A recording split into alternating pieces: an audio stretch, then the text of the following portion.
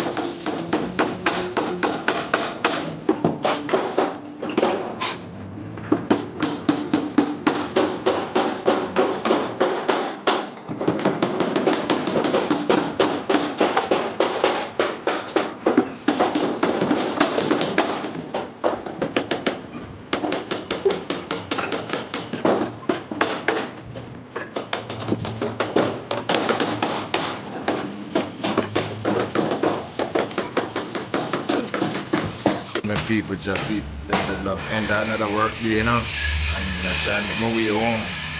Yeah. I'm still looking at things. Alright, so see them again tomorrow. If life spare. Blessed.